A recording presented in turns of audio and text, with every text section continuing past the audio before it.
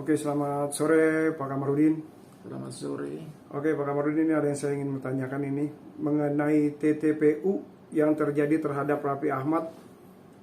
Pak Kamarudin melihat dari segi hukum, jika memang terbukti pasal apa sih yang disangkakan terhadap Raffi Ahmad? Jadi saya definisikan dulu TPPU ya, bahwa yang dimaksud dengan pencurian uang atau TPPU, tindak pidana pencucian uang, adalah upaya untuk menyembunyikan atau menyamarkan asal-usul daripada harta kekayaan yang diperoleh dari berbagai tindak pidana seperti korupsi, penyuapan, penyelundupan tenaga kerja, penyelundupan imigran, perbanyakan narkotika, psikotropika, perdagangan budak wanita, dan juga perdagangan anak-anak ya, termasuk tindak pidana penipuan dan penggelapan. Itulah indikasinya. Tapi kalau tidak ada perbuatan itu, ya itu tentu masih harus diselidiki. Ini kebetulan pertanyaan rekan tadi kepada Raffi Ahmad.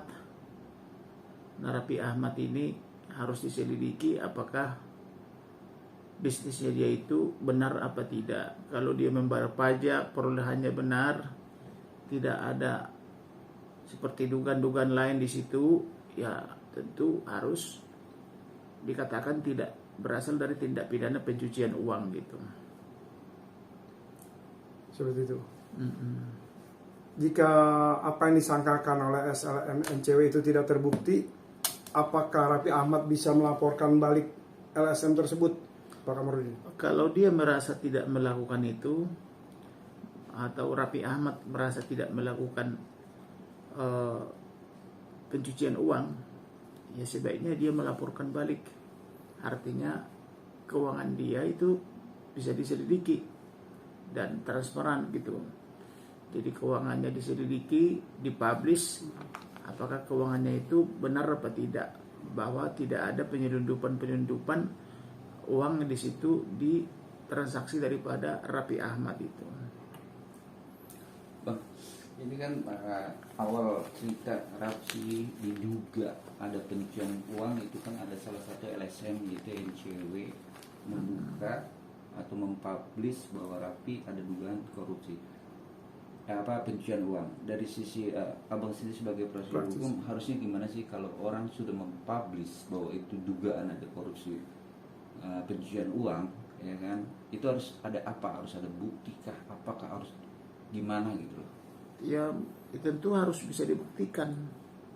Misalnya apakah dia melakukan penyelundupan anak, apakah penyelundupan wanita, apakah penipuan, apakah penggelapan, apakah perdagangan dan sebagainya. Lalu dari semua transaksi-transaksi itu yang mana yang terbukti, baru disamarkanlah uangnya itu menjadi seolah-olah transaksi yang legal untuk mencuci uang itu.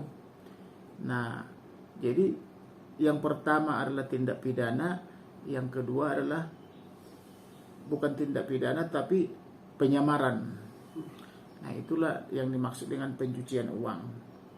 Jadi kalau misalnya dikatakan Raffi Ahmad seperti itu, mungkin karena ada bisnisnya yang luar biasa belakangan itu, keranjang kuning ya.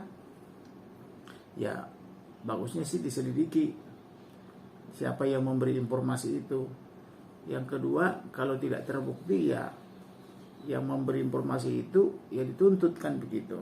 Jadi baik dari yang menyebarkan juga menyatakan keberatan kalau ada dugaan dia seperti itu, maupun dari Raffi Ahmad dia bisa melaporkan gitu loh dengan tuduhan mencemarkan nama baik gitu loh, atau memfitnah gitu loh kira-kira. Oke, Bang, kan selama ini kan Raffi juga dari sosok seorang artis yang dianggap bukan artis ecek-ecek lah, berkelas, ya kan, selama 20 tahun dia berkarir.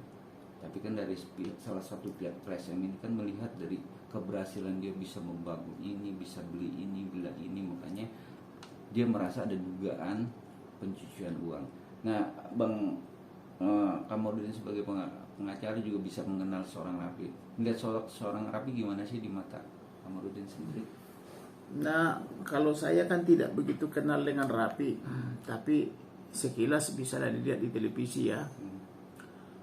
Sepanjang artinya tidak menyentuh hal-hal yang disebutkan tadi, tidak ada penyamaran-penyamaran, tidak pidana pencucian uang, maka transaksinya itu menurut saya legal-legal saja. Tapi bila mana misalnya ada salah satu misalnya atau beberapa gitu, lalu dia melakukan dugaan seperti sekarang, mengobrol dan sebagainya, atau katakanlah mengobrol barang-barang itu rupa di keranjang kuning itu ya patut dicurigai kan begitu kalau pendapat saya. Jadi apakah karena dia dekat dengan paslon tertentu maka dibuat fitnah seperti itu, bisa.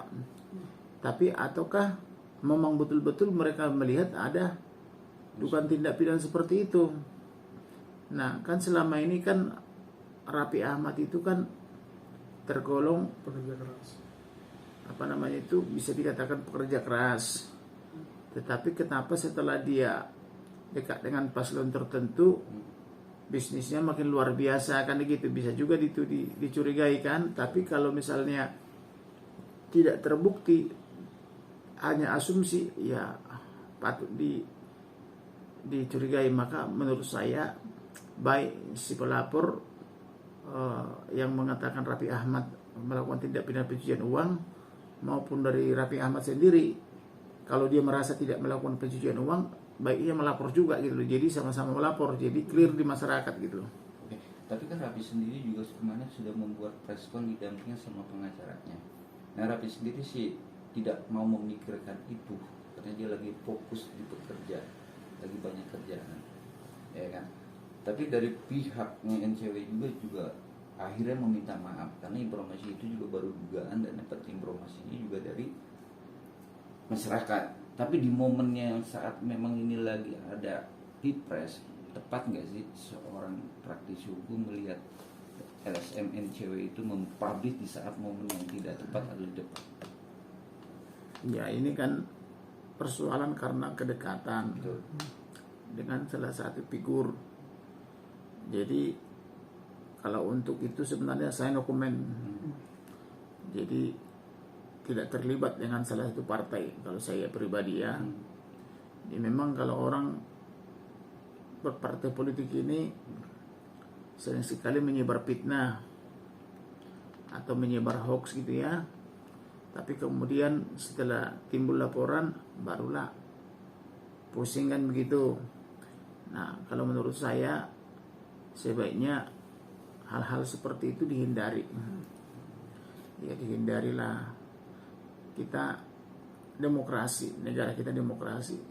Jadi kalau demokrasi ya bebas untuk memilih, tidak perlu harus terikat dengan salah satu pasangan tertentu. Jadi itu kan peristiwa tahunan. Oke. Bang, kita mindset dengan kasusnya laporan LSM soal dugaan.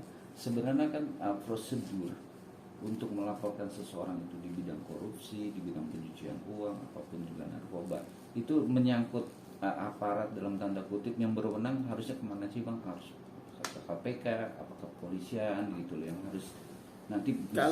Kalau korupsi tentu ke KPK, karena basic utama korupsi itu kan diberantas oleh KPK.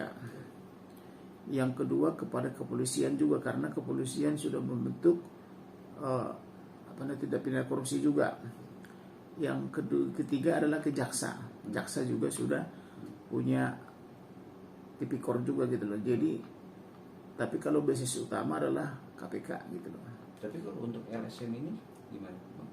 Pengetahuan Abang sebagai proses. Jadi kalau LSM itu ya sifatnya karena dia mendengarkan ada korupsi itu, ya dia bisa melapor ke Polda atau ke KPK atau ke jaksa gitu. Tapi kan dari SM itu juga belum bisa dipastikan, dalam arti kata dia belum mengadu ke kepolisian, ke KPK atau kemana. Itu prosedur yang salah nggak sih di mata praktisi hukum? Nah kalau sudah berani menginformasikan seolah-olah informasi yang benar itu adalah masalah. Jadi baiknya informasi itu valid.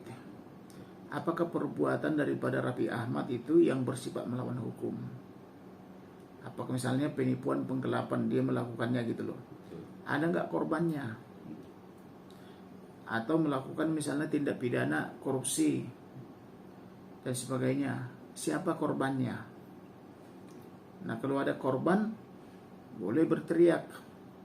Nah, tapi kalau tidak ada, bagaimana kalau tidak ada korban, kan begitu ya? Jadi menurut saya kalau ada korban barulah ada tindak pidana pencucian uang itu. Tapi kalau baru namanya asumsi dugaan itu, pantas gak dia mempublish, apalagi menyebutkan nama aslinya, belum berbentuk nama inisial. Nah, kalau menurut saya tidak pantas. Kalau sudah mengarah kepada nama seseorang, kalau masih dugaan itu tidak pantas. Paling tidak kan harus ada bukti. Bukti itu misalnya harus bukti saksi.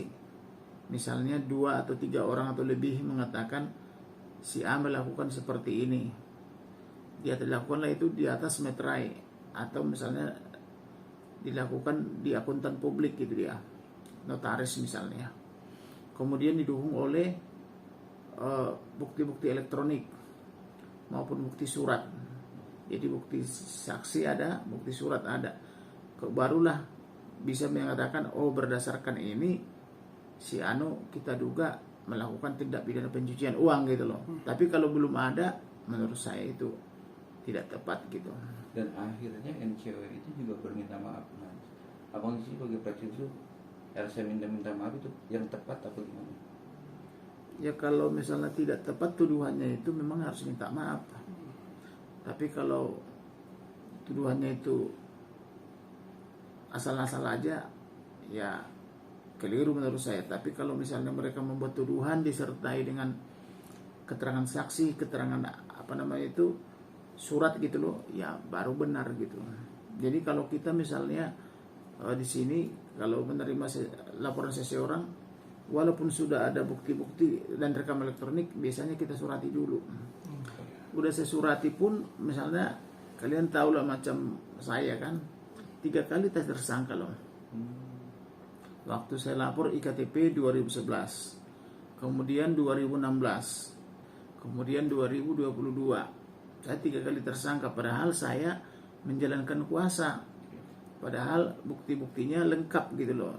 Makanya saya tantangin kepada Barreskrim, mana laporannya, limpah ke pengadilan dong kalau benar gitu loh. Nah, tetapi tidak berani menggelar ulang atau melimpah ke pengadilan atau ke jaksa gitu loh. Jadi status saya ya tersangka aja begitu. Sudah 11 tahun atau 12 tahun saya jadi tersangka gitu loh. Itu tersangka saya padahal disertai surat kuasa gitu loh. Padahal saya dalam melaksanakan tugas itu selalu berkirim surat dulu. Nah, kalau tidak terbukti barulah itu namanya tidak terbuktikan. Tapi kalau terbukti baru kita tindak lanjuti kan begitu. Namanya klien mengadukan selalu versinya dia, sementara versi terlapor itu kan beda lagi kan gitu. Jadi harus kita dengar beberapa pihak untuk mendapatkan objektivitas laporan kita gitu. Oke, Bang. Siap, cukup. Iya.